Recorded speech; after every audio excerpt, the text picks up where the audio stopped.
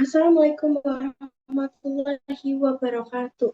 Nama saya Aisyah Revina Krisvianti dengan NIM 11128242915.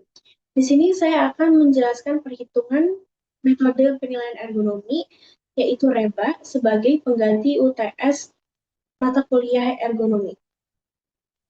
Oke, baik, sebelumnya saya akan menjelaskan apa sih itu REBA. REBA atau Rapid Entire Body Assessment adalah suatu metode penilaian ergonomi yang digunakan untuk mengevaluasi risiko postur tubuh secara keseluruhan saat seorang sedang melakukan pekerjaan, terutama pekerjaan yang melibatkan gerakan tubuh bagian atas dan bawah secara bersamaan. Di sini saya juga akan menjelaskan tujuan utama dari REBA. Yang pertama, REBA digunakan untuk mengidentifikasi postur tubuh yang berpotensi menimbulkan cedera. Yang kedua, menilai tingkat risiko ergonomi dari suatu aktivitas kerja, juga untuk menentukan prioritas tindakan perbaikan ergonomi di tempat kerja. Oke, di sini saya akan menunjukkan worksheet REBA saya. Jadi kita bisa lihat di sini ada REBA Employee Assessment Worksheet. Ini saya sudah menyiapkan model saya, yaitu teman saya sendiri. Di dalam worksheet ini terdapat 3 bagian penilaian pengukuran. Yang pertama ada A, yaitu neck, trunk, and leg analysis. Pada step pertama, kita akan menilai bagian leher atau look at neck position.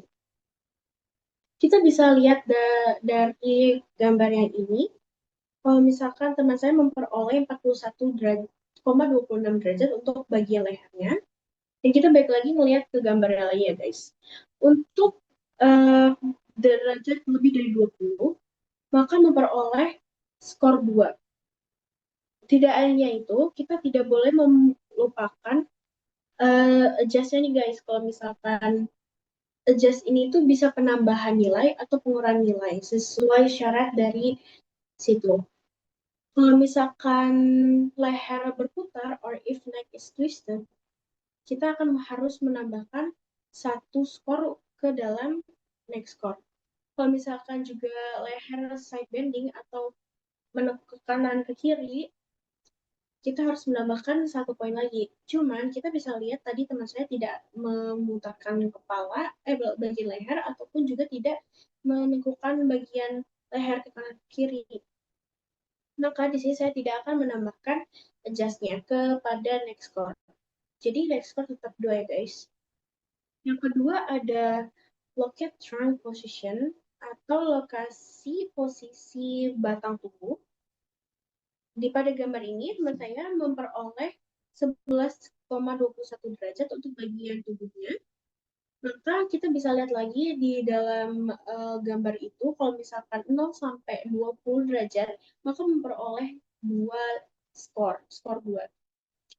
Kita juga harus melihat adjustnya nih, kalau misalkan bagian badan ini terputar, maka menambahkan 1. Kalau misalkan bagian badan ini berlekuk ke kiri maupun ke kanan, harus tambahin 1 lagi. Cuman teman saya tidak lagi menukar badannya ke kanan atau ke kiri, maupun juga memutarkan badan. Seperti ini. Jadi saya akan menetapkan skor untuk trunk position-nya, yaitu 2. Oke, untuk step ketiga, legs. Di sini kita bisa melihat kalau misalkan postur tubuh teman saya memperoleh 0,16 derajat, yang dimana teman saya itu hanya tegap, tidak lagi menekukkan satu kakinya ataupun lagi menyender ataupun menekukkan kedua kakinya, tidak. Dia sedang menyatu dengan posisi kaki yang lagi tegap. Kita bisa lihat lagi nih di gambarnya, kalau misalkan kaki yang tegap, maka memperoleh 1 skor. Kita lihat lagi adjust-nya, apakah dia lagi menentukan kakinya? Tentu saja tidak. Maka kita tidak akan menambahkan poin adjust ke leg score-nya. Saya menetapkan skor 1 untuk di bagian leg score. Oke, selanjutnya di step 4, yaitu look up posture score in table A. Using values from step 1 to 3 above, locate score in table A. Kita akan lihat ke atas nih guys.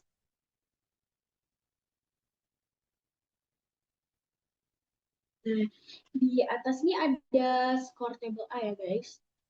Di situ di bagian abu-abu menunjukkan bagian skor-skor di bagian leher yang sudah kita dapatkan tadi kan 2. Jadi kita harus menandai itu dengan cara membulatkan. Sini saya membulatkan angka 2 dalam kolom abu-abu. Lalu di trunk posture score-nya kita juga mudah memperoleh 2 skor. Makanya saya tandai lagi di bagian sini 2. Lalu bagian leg score-nya 1. Saya tandai di sini. Tujuan ditandain ini untuk menarik garis titik temu antara legs dan trunk posture-nya ini. Jadi kalau misalkan kita cara mengambil titik temunya yaitu tarik bagian titik yang posture score secara horizontal, lalu tarik bagian leg score-nya secara vertikal. Maka kita memperoleh titik temu yaitu 3 skor.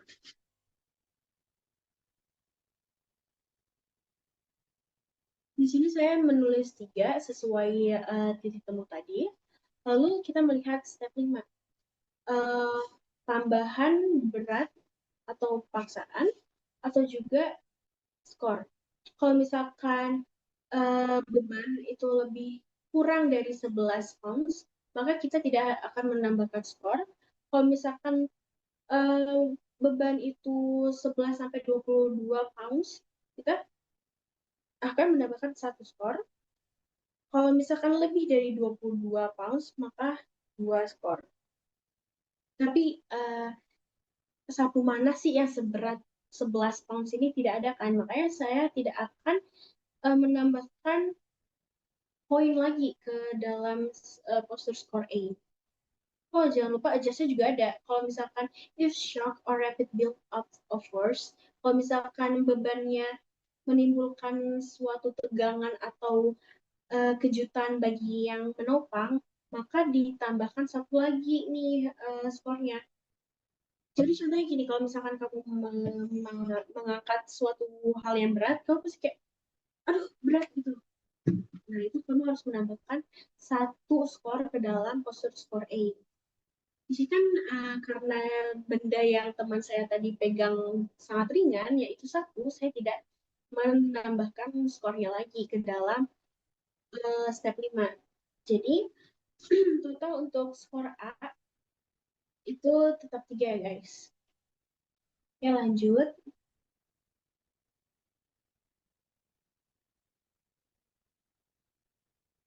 Pengukuran yang kedua yaitu uh, bagian B, arm and wrist analysis atau analisis lengan dan pergelangan. Oke, selanjutnya di step 7, lokasi posisi bagian lengan atas. Di sini kita memperoleh teman postur tubuh teman saya sudutnya 17,50 derajat. Kita bisa melihat di gambarnya kalau misalkan 20 27 derajat itu memperoleh nilai 1. Dan jangan lupa kita ngelihat adjustnya juga ya guys. Kalau misalkan uh, pundaknya terangkat gini, maka akan ada penambahan skor. Kalau misalkan bagian lengan atas terbuka seperti ini, juga ada penambahan skor 1. Lalu kalau misalkan ada uh, senderan untuk di tangan, maka pengurangan 1 poin. Cuman di sini teman saya memegang sapunya dengan benar tanpa adanya penompang ataupun um, bahunya ternaik ataupun juga tangannya terbuka tidak. Maka di sini saya tidak akan menambahkan atau mengurangi skor pada bagian step 7 ini. Oke, selanjutnya masih posisi pada lengan bagian bawah. Di sini kita memperoleh sudut dari postur tubuh teman saya. yaitu 93,1 derajat ya guys. Kita bisa melihat di gambar pada step 8, kalau misalkan 60 sampai 100 derajat itu penambahan satu skor pada bagian ini. Dan di sini juga tidak ada adjustnya, jadi cukup mudah untuk menentukan bagian skor ini ya guys. Selanjutnya, posisi pergelangan tangan. Di sini teman saya memegang gagang sapu tuh dengan kayak gini ya guys. Jadi ini rentangan tangan dan posisi teman saya memegang batang sapunya itu begini. Jadi ada pergerakan bending ya, bending or twist ya. Jadi misalnya guys kan harusnya gini. Tapi teman saya memegang posisi batang sapunya itu begini. Jadi tangannya ini atau pergelangan tangannya berputar or twist. Jadi kita udah dapet nih penambahan satu skor. Setelah terputar, posisi teman saya ini memegang atau menggrip batang sapunya seperti ini. Jadi ada pergerakan ke dalam. Oke. Jadi pergelangan lengannya itu juga masuk ke dalam. Yang dimana kita bisa lihat di gambar step 9, kalau misalkan masuk ke dalam itu penambahan 2 skor. Jadi 2 ditambah adjustment 1 skor. Jadi kita memperoleh 3 skor untuk step 9 ini. Oke, yang step ke-10, kita lihat lagi nih ke postur skor yang di table B. Using values from step 7 to 9 above and locate score in table B. Ini itu sebenarnya sama aja sama yang kita lakukan di table A yang tadi ya guys. Kita akan menandakan poin-poin skor tadi. Kalau misalkan lower arm kita dapetin 1, terus wrist kita tadi dapetin 3, dan upper arm score-nya kita dapetin 1 juga kan. Tinggal ditandai, lalu kita menarik garis dari wrist atau pergelangan tangan ke bawah, lalu upper arm score-nya ke horizontal ke samping kayak gini. Jadi titik temunya itu yaitu 2. Oke, baik. Setelah memperoleh skor titik di table B, kita akan move on ke step 11. Menambahkan beberapa skor. Kalau misalkan gagangnya ini enak untuk digenggam dan aman untuk tubuh, maka kita tidak perlu menambahkan skor lagi ke dalam coupling skornya. Terus kalau misalnya kedua, gagangnya ini masih bisa diterima, cuma tidak ideal untuk tubuh, maka kita akan menambahkan skor 1 ke dalam step 11 ini. Lalu kalau misalkan yang ketiga ini gagangnya itu tidak dapat diterima tapi masih bisa dipegang, maka kita akan menambahkan 2 skor. Terus kalau misalkan yang terakhir nggak ada pegangannya, terus juga nggak aman buat saya, akan ada penambahan 3 poin ke dalam skor. Cuman karena di sini kan teman saya memegang sapu ya, dan sapu ini handle-nya ini cukup aman dan cukup nyaman untuk di tangan. Jadi saya tidak akan menaruhkan skor lagi ke dalam step 11 ini. Jadi untuk bagian table B, kita memperoleh 2 skor. Nah, yang terakhir, kita akan mencari skor table C dan juga activity score. Sama seperti penggunaan tabel yang sebelumnya, kita hanya perlu menandai skor A dan skor B di titik nilainya, seperti misalkan di bagian hijau. Skor A kan tadi kita memperoleh 3 skor ya. Kita akan menandai di bulat ini di dalam 3, dan juga skor B di bagian ungu, kita baru mendapatkan 2, kita bulatkan. Lalu kita akan menarik garis dari 3 secara horizontally dan juga vertically dari skor B yaitu 2. Dan di sini kita menemukan titik temunya yaitu di 3. Di sini juga ada perhitungan dari activity score-nya. Jadi syaratnya ini untuk satu atau lebih bagian tubuh yang memegang objek lebih dari 1 menit, dan saya akan menandakan iya gara-gara teman saya kan menyapu posnya itu lebih dari 1 menit.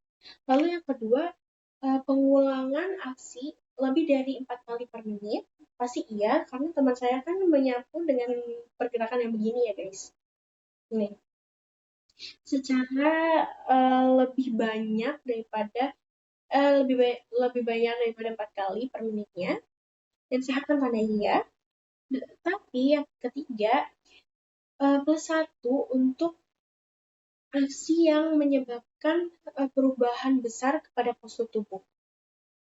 Menurut saya itu tidak akan menyebabkan perubahan postur besar pada tubuh ya, karena hanya begini saja dan itu hanyalah kegiatan yang cukup ringan untuk dilakukan.